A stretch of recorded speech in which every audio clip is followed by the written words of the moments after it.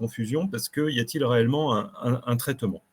Alors je vous propose un plan façon question pour un champion et dans les 4 à la suite, on va parler d'épidémiologie. Alors ce n'est pas un thème qui est souvent pris en priorité par les candidats, de diagnostic et de prévention. Et puis le thème mystère, qui devrait répondre à la question, y a-t-il un véritable traitement du délirium en réanimation? Épidémiologie, donc incidence et impact du délirium dans la population générale et en post-opératoire, elle est environ de 25%. Et les patients qui font un délirium, une confusion mentale à l'hôpital, ont une altération des fonctions cognitives qui est persistante jusqu'à 1 an après l'hospitalisation. Donc on considère qu'elles sont définitives. Et puis cette confusion mentale, elle est associée à plus d'institutionnalisation à l'issue de la sortie de l'hôpital, plus de réadmission à l'hôpital, de complications post-opératoires pour ce qui est du délirium post-opératoire. La question, qu'en est-il de la réanimation? Eh bien, l'incidence, elle est encore plus élevée, puisqu'elle est au moins de 30%, elle va jusqu'à 75%. Mais regardez bien l'âge de la population. Finalement, on s'était intéressé dans les données de gauche à une population âgée de plus de 65-70 ans. Or, les données que nous avons en réanimation, avec une incidence qui est au moins égale, si ce n'est supérieure, à la population générale, concernent tous les patients adultes de plus de 18 ans. Donc, le délirium en réanimation est encore plus fréquent que dans les autres populations de l'hôpital et en périopératoire. Le délirium en réanimation est associé également à une perte des fonctions cognitives qui peut être considérée comme définitive dans un certain nombre de cas. On considère qu'un quart des patients qui ont eu un séjour en réanimation ont une cognition qui correspond à un Alzheimer léger 1 an après la réanimation. Et il y a également une augmentation de la durée du séjour à l'hôpital et donc de l'utilisation des ressources. Donc c'est un véritable souci, ce délirium, ça touche le cerveau. Quand on a un problème qui touche le rein, il peut y avoir une insuffisance rénale, là ça touche globalement le cerveau et c'est assez préoccupant, fréquent pour devoir s'en occuper. On va parler de diagnostic et là je vous propose un face-à-face avec cette personne qu'il va falloir déterminer qui elle est. Donc, qui suis-je? Âgé de 65 ans, je suis hospitalisé en réa depuis 4 jours, je n'ai pas dormi, je vois des serpents qui rampent sur les murs et des agents secrets déguisés en infirmiers qui m'injectent des perfusions pour me faire parler. Je suis certain que toutes et tous avaient eu des expériences similaires. Je suis. On a envie de répondre, et on l'entend au quotidien, je suis confus. Eh bien non, quelle erreur, je ne suis pas confus, car pour parler de confusion mentale, il faut qu'il y ait un trouble de l'intention. Et le délirium, qui est le terme anglo-saxon pour confusion mentale, est un faux ami. Ce n'est pas un délire. En fait, la confusion mentale peut être associée au délire, mais il peut y avoir une confusion mentale sans délire. Et le délire, en anglais, d'ailleurs, c'est pas delirium, c'est delusion. Donc, si on parle de délirium, il ne faut pas faire un raccourci sémantique franco-anglophone avec le patient raconte n'importe quoi et c'est un délire. La confusion mentale, c'est une véritable encéphalopathie qui touche profondément le fonctionnement du cerveau avec obligatoirement un trouble de l'attention. C'est le critère A. C'est un trouble qui apparaît en peu de temps, qui tend à fluctuer, contrairement par exemple au trouble dégénératif qui va s'installer dans le temps et qui lui est progressif et ne fluctue pas. Il y a au moins une autre dysfonction cognitive, langage, mémoire, orientation, perception, représentation visuospatiale. C'est là où le délire peut également intervenir. Et donc, on pourra avoir différentes formes de confusion mentale selon quelles fonctions cognitives sont atteintes, un peu également comme dans les processus neurodégénératifs. Mais ces troubles-là qu'on décrit ne sont expliqués ni par un processus neurodégénératif qui est la démence, ni par un trouble profond de la vigilance qui est un coma. Donc en réanimation, on classifiera les patients, soit ils sont en coma, soit ils ont un délirium, soit ils ont ni de coma, ni de délirium, pour simplifier. C'est pour ça que souvent dans la littérature, vous avez comme critère d'objectif principal le nombre de jours à J28 en réanimation sans coma ni délirium. Et c'est un peu compliqué après d'aller chercher si l'intervention qui est évaluée a l'impact sur le délirium uniquement. Il faut aller dans le supplementary en général, puisque dans l'objectif principal, c'est tellement intertriqué en termes de coma et de confusion que soit on est confus, soit on a un coma, mais c'est souvent regroupé dans une même entité qui s'explique par un effet secondaire finalement de la sédation. Et bien entendu, il faut rechercher une cause organique à ce trouble-là. Donc j'ai pris la définition du DSM-5 qui est reprise dans cette méthode simplifiée pour la réanimation qu'on appelle le CAM-ICU, qui a été traduite donc en français et publiée dans la revue de la spécialité en français. Est-ce que mon patient a un état différent d'habitude? Et c'est le cas de principe lorsqu'un patient est hospitalisé en réa parce qu'on n'a pas l'antériorité, on ne sait pas comment il était précédemment. Ensuite, on va tester l'attention. Et s'il y a un trouble de l'attention associé à un trouble de la conscience ou de la vigilance, qu'on va observer avec le niveau RAS, que le patient soit somnolent ou agité associé à un trouble de l'attention, cela suffit. Ce sont les 3 premières boxes de haut en bas. Ça suffit pour parler de confusion mentale. Et finalement, entre le test de l'attention et l'échelle RAS, ça suffit dans 90% des cas. Il n'y a que dans 10% des cas, on est obligé d'utiliser le test de la dernière box, c'est-à-dire tester l'organisation de la pensée en posant donc 5 questions et ordre simple. Et donc, tout est simplifié avec le CAM-ICU par finalement le test en vert qui est le test de l'attention et qui suffit d'emblée. S'il est absent, on ne peut pas parler de confusion, le CAM-ICU est négatif. S'il est présent, on regarde le niveau de RAS, ça marche dans 90% des cas, ça suffit dans 90% des cas, et il n'y a que dans 10% des cas, on peut aller un peu plus loin.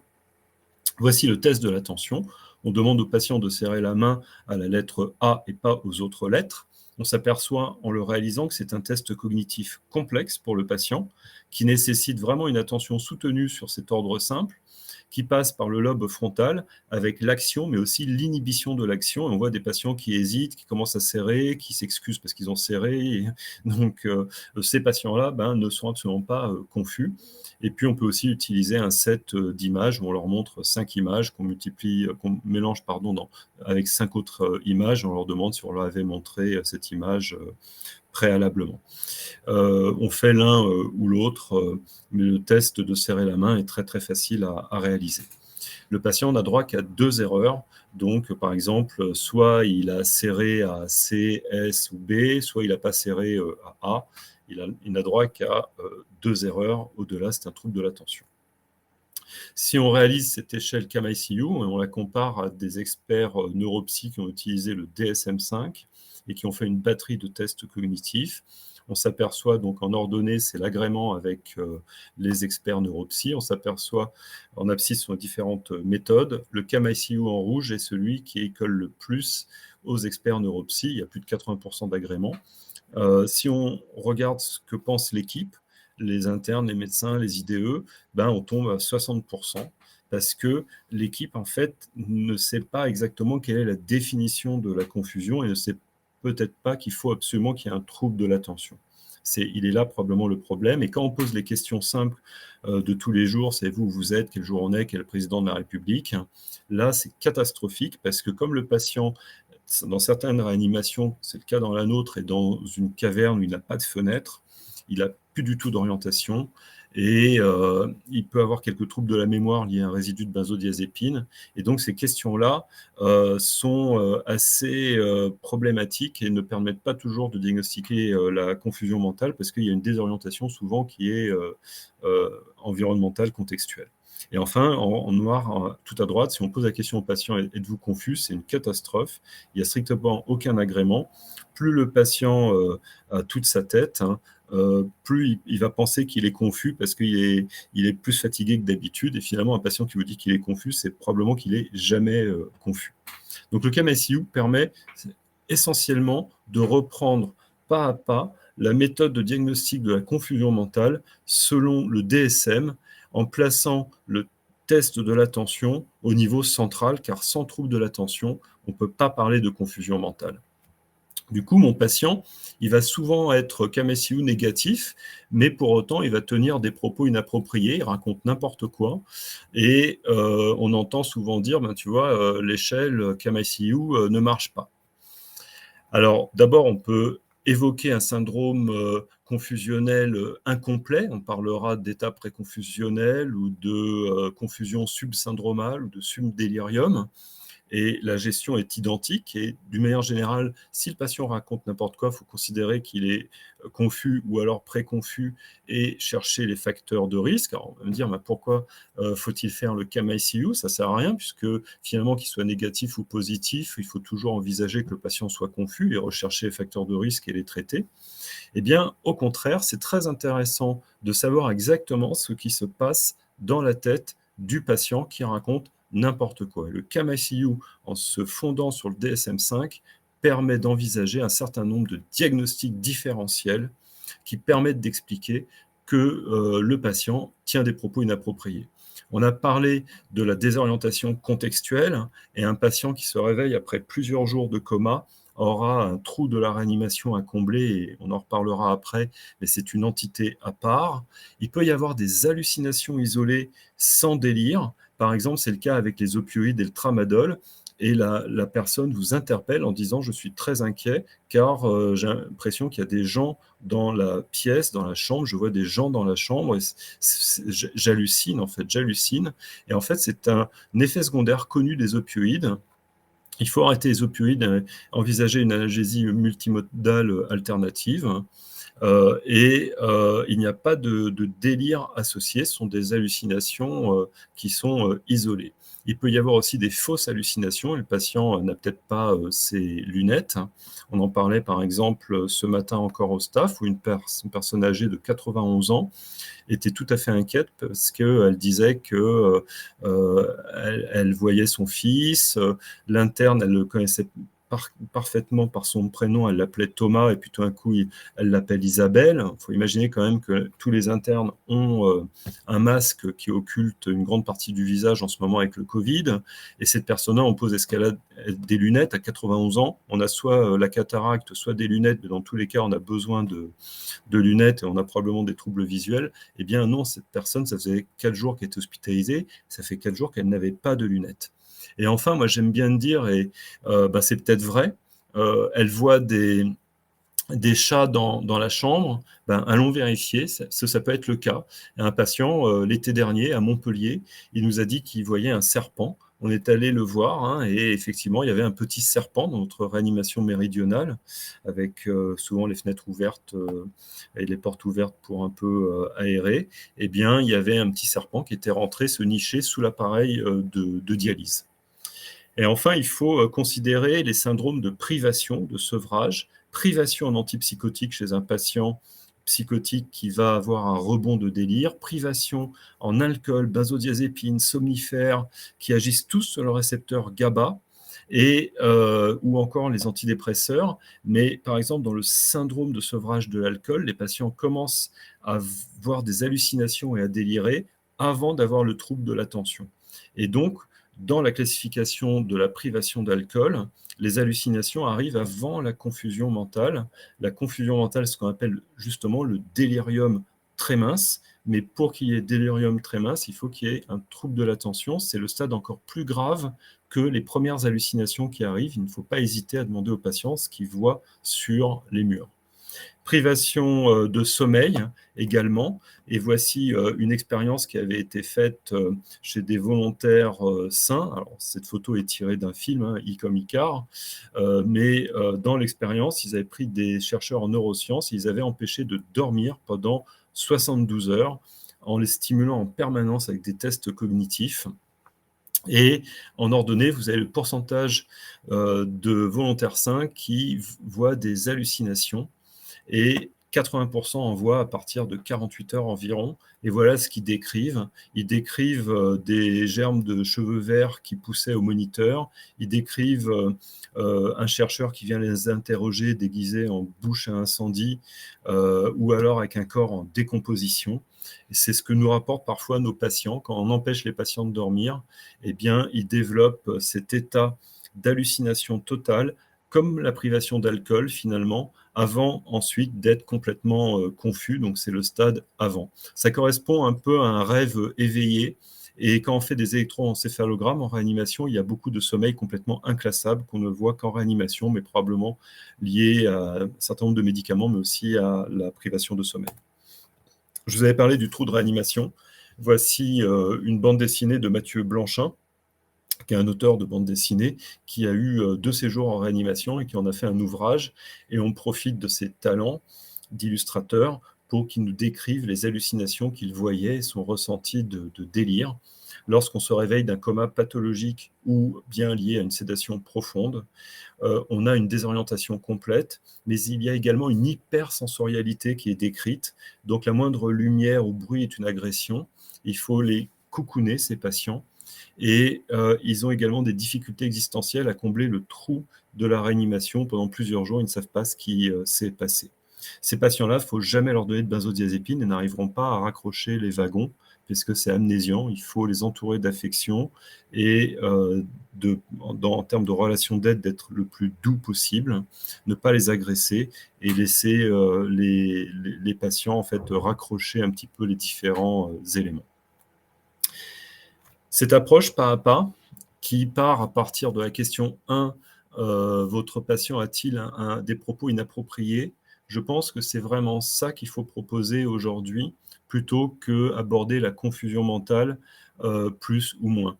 Parce qu'on a vu que dans un certain nombre de cas, le patient est KMICU négatif, mais pourtant il tient des propos inappropriés. Ce diagramme est un peu compliqué, si on le simplifie uniquement à la partie diagnostique, soit il est confus, soit il est pré-confus et c'est un peu pareil, soit il n'y a aucun critère de présent, il faudra faire le diagnostic différentiel comme on a abordé, ne pas hésiter à poser la question au patient s'il consomme de l'alcool ou à son entourage, ne pas hésiter à lui poser la question s'il voit des choses sur les murs, des couleurs qui bougent, des animaux. Il va avoir raconté tout ce qu'il voit, et ça met la puce à l'oreille. Est-ce qu'il a une histoire de psychose ou de prise chronique de différents traitements, incluant les opioïdes? Est-ce qu'il est actuellement sous opioïdes? Est-ce qu'il a une privation de sommeil les jours précédents?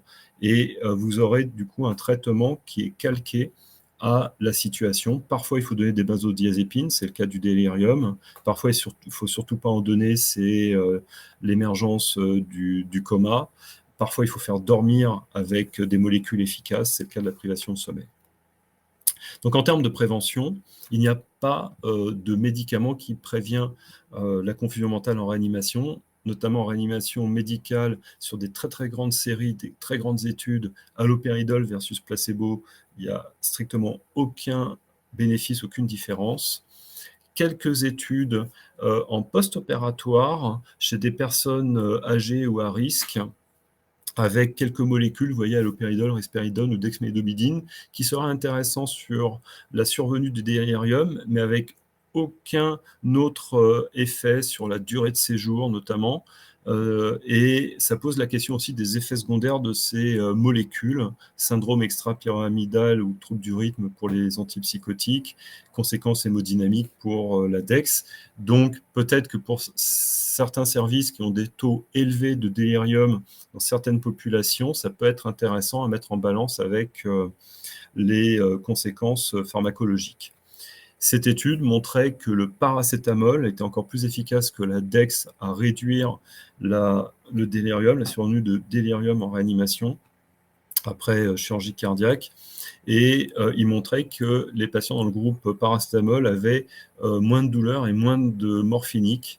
Et cela fait le lien avec nos stratégies d'analgésie multimodale qui évitent d'utiliser les opioïdes majeurs au maximum en utilisant plusieurs cibles pharmacologiques. Alors, certaines d'entre elles, comme le néfopan, peuvent induire une confusion mentale au bout de plusieurs jours. Dans notre expérience, on n'a pas l'impression, mais peut-être parce qu'on arrête les médicaments assez précocement, on les met quand il faut en mettre, et puis on pense à les arrêter après.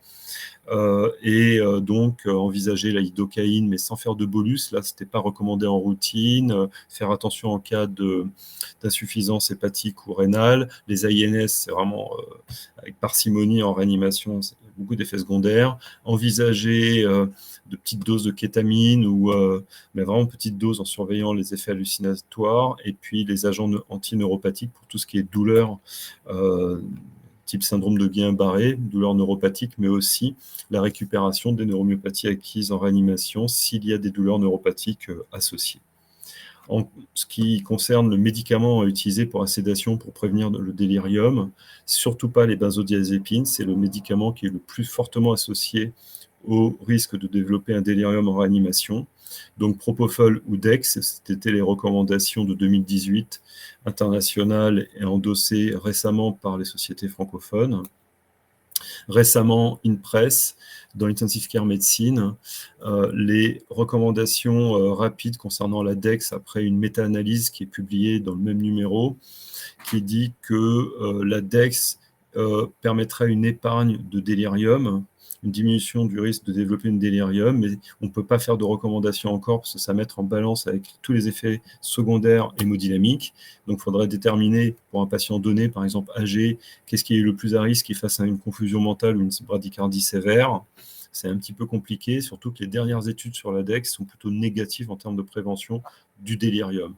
Donc, ce qu'on peut dire, c'est éviter la sédation trop profonde et trop prolongée, ça c'est le véritable problème, quel que soit le médicament.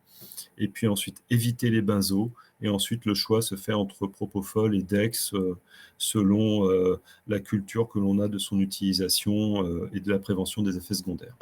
Donc, la vraie prévention non pharmacologique du délirium, eh bien, ce serait vraiment, comme on l'a dit, d'arrêter la sédation.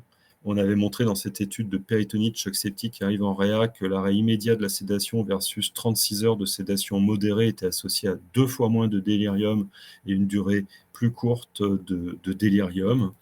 Et le réveil passif, qui est j'arrête la sédation, doit être combiné à un réveil actif, qui est la mobilisation active. Et ces bundles de prise en charge, j'utilise la sédation la plus légère, la plus courte possible, je traite la douleur en priorité pour respecter l'utilisation des sédatifs et avoir moins de sédatifs et une meilleure cognition. Arrêt précoce de la sédation doit être associé à de la mobilisation active, et ces bundles-là ont montré qu'il y avait donc moins de délirium et de mortalité également globale. Donc ce bundle, c'est A pour analgésie prioritaire, bien réaliser les épreuves d'éveil de ventilation spontanée, choix des drogues en évitant les benzos au maximum et adaptation posologique, délirium, je le repère et je gère les facteurs de risque, exercice, mobilisation, réhabilitation précoce, la place des familles. La question, c'était est-ce que c'est réalisable, par exemple, avec le Covid? Eh bien, les études ont montré qu'une majorité de patients étaient intubés pour Covid en réanimation. Lorsqu'ils étaient en réanimation, ils étaient intubés et une majorité d'entre eux étaient sédatés profondément et longtemps. Vous voyez, RAS -5 la première semaine. Et ce qui était fait, c'était l'évaluation de la douleur, de la sédation, du délirium. Par contre, les arrêts précoces systématiques, ils étaient faits très, très rarement, moins de 25% des cas. Les benzos revenaient devant la scène. On connaît les difficultés de sédater nos patients qui avaient le Covid. L'exercice précoce était très peu fait. Les familles, pendant le premier confinement, ne venaient pas. Or, l'utilisation d'opioïdes, de benzodiazépines et l'absence de famille, tout ça sont des facteurs de risque de délirium. Donc, il y a l'aspect pharmacologique, mais aussi l'aspect avec la présence de la famille, et l'aspect donc également psychologique qui, lorsque la famille était là, était protecteur. Donc, in fine, est-ce qu'il y a un traitement, ça, c'est le mystère. En fait, oui, il y a un traitement. Il ne faut pas être défaitiste. Quand je diagnostique un délirium ou un syndrome subsyndromique, un délirium subsyndromique, il y a un traitement qui est d'abord le traitement de la cause. Ça doit être une alarme qui doit faire rechercher toutes les causes. Et ensuite, le traitement que je vais donner pharmacologique, il ne permettra jamais de guérir le délirium. Il permettra d'atténuer la souffrance associée au délirium, c'est-à-dire l'agitation, les hallucinations, le délire, l'anxiété, lorsqu'elles sont importantes, on peut les diminuer avec des antipsychotiques ou avec la DEX. Pas de benzo dans ce cas-là parce que ça retarde l'amélioration. Et par contre, on n'améliorera pas la cognition globale, notamment l'attention. Mais on diminuera la souffrance associée. Les traitements étiologiques restent prioritaires. Donc, on a parlé des facteurs de risque modifiables comme la sédation et les benzodiazépines. Il y a des facteurs non modifiables comme la personne très âgée, qui est hypertendue, qui a déjà des troubles neurodégénératifs, qui prend de l'alcool, etc. Ça, on ne peut pas faire grand-chose que essayer de la repérer et d'y faire encore plus attention. Dans les facteurs modifiables, c'est essentiellement les benzodiazépines et attention aux opioïdes essentiellement, bien doser les antibiotiques, éviter l'immobilisation et toujours faire bouger le patient. Dans les facteurs traitables, c'est une urgence. Le sepsis jusqu'à preuve du contraire. À 2 heures du mat, je recherche s'il n'y a pas une hypoxie, hypercapnie, une hypoglycémie, un phénomène neurologique comme une épilepsie, un AVC, et ça 24 heures sur 24. Car en fait, on sait que le délirium, c'est pas quelque chose de fonctionnel et de réversible, ça correspond à des vraies lésions cérébrales. Ici, chez des patients qui sont septiques, qui ont par exemple une septicémie bactérienne, et plus le patient est confus, plus il y a des lésions sur l'IRM. Et pour les patients qui ont eu une autopsie, on montre un œdème cérébral, une dilatation des vaisseaux, une rupture de l'épithélium, un infiltrat inflammatoire et parfois même des micro-thrombies. Et on avait vu également un certain nombre d'images aussi avec l'infection au SARS-CoV-2. Donc pour conclure, les 9 points gagnants pour gérer le délirium. 1, je me pose la question que le patient est confus. 2, si oui, je cherche les causes, notamment le sepsis, les médicaments. À 2 heures du mat, je regarde les médicaments, je dose des antibiotiques pour le lendemain matin, j'arrête par exemple le Néfopan, je fais des prélèvements microbiologiques, je cherche en urgence tout ce qui est hypoglycémie, hypoxie, hypercapnie, Je traite ensuite, troisièmement, la cause et je mobilise. Si mon patient est agité ou qui souffre du délirium, point 4, j'envisage un antipsychotique ou la dexmédetomidine. Sinon, patience, et c'est ça qu'il faut expliquer à l'équipe paramédicale. J'ai diagnostiqué le délirium, j'ai trouvé au moins 5 causes qui peuvent l'expliquer. Nous allons traiter les causes, mais par exemple, si c'est un sepsis, il faudra attendre le temps que le sepsis s'améliore. Ça peut prendre quelques jours sous antibiotiques, que l'inflammation globale diminue. Et donc, il faut encourager l'équipe à continuer comme ça. Et si le délirium persiste, il faut rechercher une nouvelle cause à nouveau de délirium et la traiter. Point 6, si mon patient est subconfus ou qu'il a des propos inadaptés, eh bien, 1, je me pose la question d'un sevrage en alcool, en psycho ou en antipsychotique s'il a une psychose. Je vais donner dans ce cas-là des benzodiazépines, alors ce que je ne donnais pas dans les cases de gauche. Un antipsychotique si j'envisage une psychose. Si c'est une privation de sommeil, je vais le faire dormir, par exemple avec de la dexmédetomidine qui est plus facile, plus maniable à utiliser que le propofol si le patient n'est pas intubé. Je me pose la question de l'émergence, point 9, et enfin, si c'est un cas d'émergence, qu'il va raccrocher les wagons doucement, surtout pas de benzo, je l'entoure d'affection, je diminue la luminosité et le bruit dans la pièce. Voilà ce qu'on peut recommander, une prise en charge multimodale adaptée aux patients cas par cas. Et je vous remercie pour votre attention. Merci beaucoup, professeur Schank, pour cette présentation très claire, très intéressante, qui suscite d'ailleurs beaucoup de questions chez nos internautes. Alors, si on a bien compris, finalement, il faut supprimer complètement les benzodiazépines chez le patient agité, pour vous en tout cas. Et si on devait choisir qu'une seule classe médicamenteuse, laquelle choisiriez-vous ? C'est une bonne question. Après, les recommandations de ne pas mettre de benzodiazépine, attention, c'est en cas de confusion avérée, parce que le patient peut être agité mais non confus. Là, on a parlé des propos inappropriés. Le cas du patient agité qui n'est pas confus serait par exemple un patient extrêmement anxieux. Et là, effectivement, les benzos peuvent être intéressantes. Pareil, un patient qui prend des benzos chez lui ou des somnifères et qui est en privation de benzos, les benzos sont intéressantes. Pareil, la privation d'alcool, les benzos sont incontournables. Donc, il y a des cas où les benzos, il ne faut pas les donner et des cas où il faut au contraire les donner. Donc, si mon patient revenant à la question, parce que j'imagine que ça concernait le patient qui est confus et agité, le meilleur médicament, c'est la Dex probablement parce qu'elle permet la meilleure protection de la cognition. Il y avait une étude qui avait montré qu'elle était plus efficace que l'aldol, mais la série était très courte. Donc ce qu'on peut proposer, c'est faire quelques antipsychotiques en urgence parce que c'est facilement utilisable et maniable. Et ensuite, si ça ne marche pas, utiliser la DEX, ou bien les deux en complément, puisque la DEX, ça va mettre quand même plusieurs minutes à agir. Il ne faut pas faire de bolus en réanimation, pas de dose de charge. C'est là où on a les problèmes hémodynamiques. Je la mets à posologie modérée.